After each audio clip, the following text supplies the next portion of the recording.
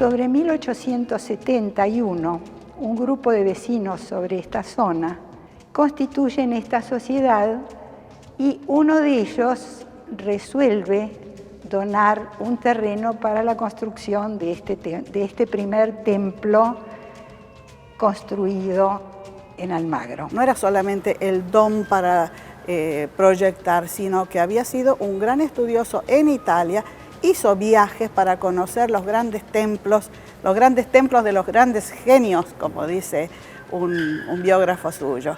El arquitecto Vespignani habrá tenido una concepción, ¿no?, de la basílica en su conjunto, que usted me hablaba de niveles. Hay 3 niveles. Esta sería la iglesia militante, los que en este momento estamos dando testimonio del Evangelio. Y arriba el camarín sería la iglesia triunfante, de aquellos que ya llegaron a Dios. Es la cripta, que es para la iglesia purgante, es decir, aquellos que murieron y tienen que purgar algún pecado.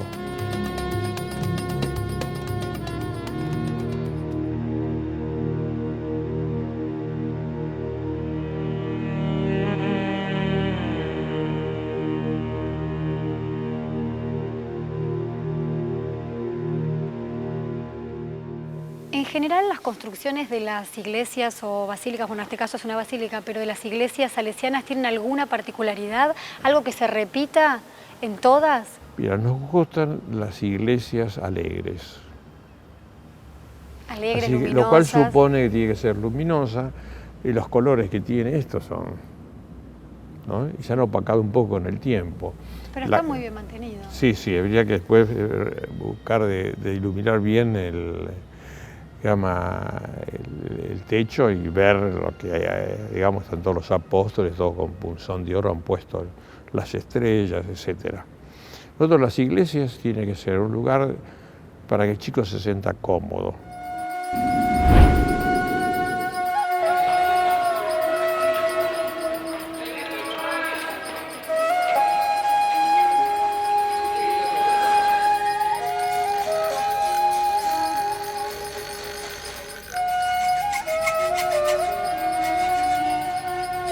El trabajo con adolescentes, si bien para la sociedad, ¿no?, la sociedad quiere guardarlos, quiere que estén quietos, quiere protegerse de ellos, ¿no?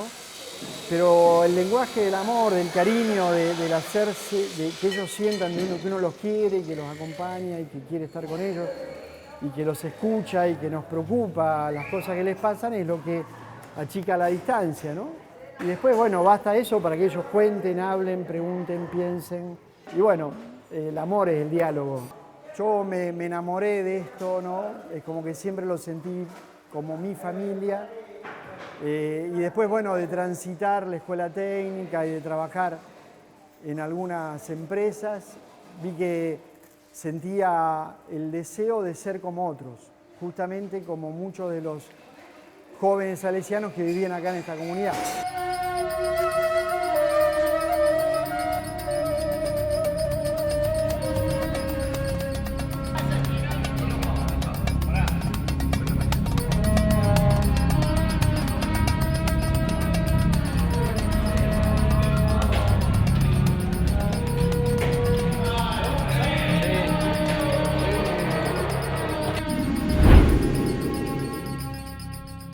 Hablando un poco de la arquitectura del lugar, imagino que el arquitecto Vespignani habrá tenido una concepción, ¿no?, de la basílica en su conjunto, que usted me hablaba de niveles. Hay 3 niveles. Uno es la cripta, que es para la iglesia purgante, es decir, aquellos que murieron y tienen que purgar algún pecado, ¿no es así? Esta sería la iglesia militante, los que en este momento estamos dando testimonio del Evangelio. Claro, que sería como la actualidad. La actualidad. Y arriba el camarín sería la iglesia triunfante, de aquellos que ya llegaron a Dios. Por eso está rodeado todo de santos de arriba el camarín.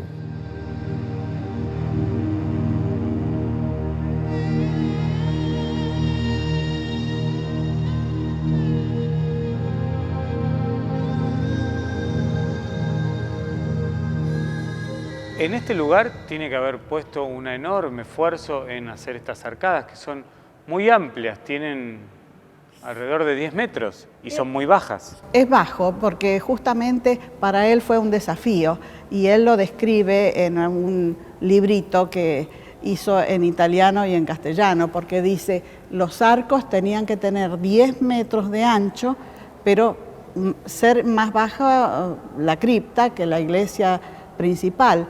Entonces tiene solamente 1,5 metros como de profundidad del arco. Por allí está la parte de la cripta que está destinada a la tumba de los sacerdotes, ¿verdad? Sí, por este sí. rincón.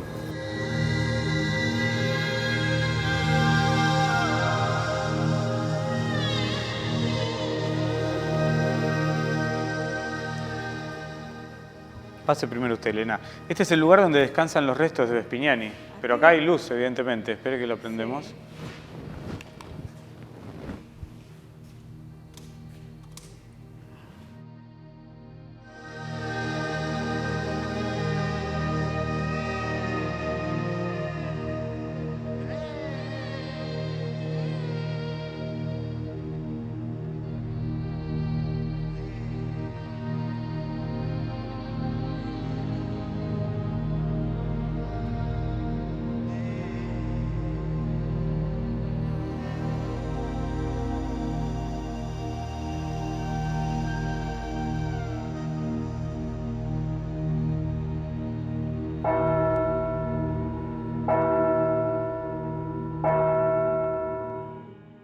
Las campanas de la Basílica María Auxiliadora están ocultas y cada una tiene el nombre de un santo.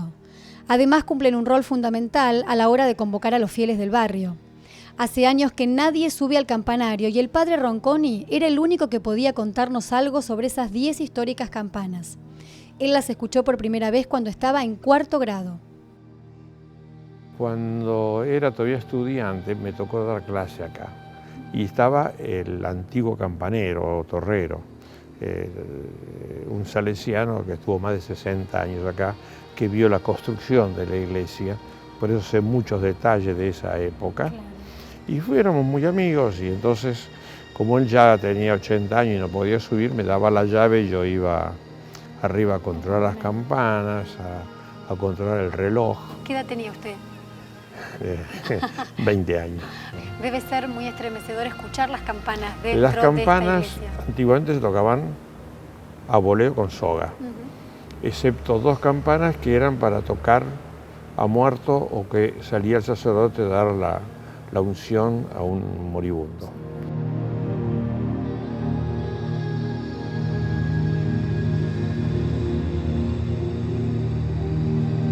En su vida, Vespignani había trabado relaciones con una enorme cantidad de personas. ¿Y algunos de ellos eran famosos arquitectos también? Sí, él se conectó con los arquitectos que estaban en ese momento en Buenos Aires. ¿Y hay registro de ese contacto? Mire, está la Asociación Central de Arquitectos, donde él pidió ingresar e ingresó, porque eran muy estrictos. Eran los inicios de la carrera de arquitectura. Esas cartas están entonces en el archivo salesiano. Todo está en el Archivo Central Salesiano. De manera que ahí se puede... Muchísima es en italiano, porque como él con sus hermanos muchas veces se escribía en italiano. Y bueno, hay correspondencia, hay fotos de la cantidad inmensa, más de 100 edificios construyó entre templos y colegios, capillas. Acá en Buenos Aires hay varias capillas y templos importantísimos. A mí me emociona pensar de que cada cosa que hay acá la diseñó él con los alumnos y los colaboradores de la oficina técnica salesiana. Incluso este lugar en donde después él iba a terminar descansando eternamente. Justamente, incluso este lugar. Nunca supo que iba a ser su propia cripta. Y a lo mejor él intuía, porque era el lugar para los fieles difuntos, dijo él cuando se refería a esta iglesia, que la cripta iba a ser para dar misas y para encomendar las almas de los fieles difuntos. resalta el templete con la preciosa estatua del Sagrado Corazón de Jesús y a los lados campean dos artísticos cuadros de los santos propaladores de esta devoción que se admiran por la expresión y perfección incomparable del arte, resultando así más completo el concurso de las artes de la edificación y embellecimiento del templo.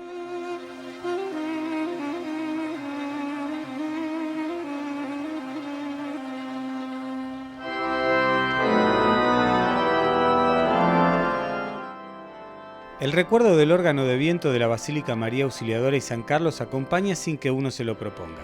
En 1926 fue traído desde Turín especialmente para la iglesia de Almagro con todo el aval de la marca Beghetti Bossi. No es difícil imaginar la calidad de los músicos que pasaron por ahí, sobre todo al conocer el gusto por la música que caracteriza a los salesianos a lo largo de la historia. Una historia que también cuenta entre los jóvenes que estudiaron en el Colegio de Almagro a Seferino Namuncurá y a Carlos Gardel. Contemporáneos en su paso por la escuela, paradójicamente fue el santo mapuche quien le ganó un concurso de canto al todavía desconocido Morocho del Abasto. En los detalles de la historia de este templo no solo hay mística religiosa, también hay anécdotas que abrieron otros caminos que llevaron a su constructor, Ernesto Vespignani, a levantar decenas de iglesias en toda América.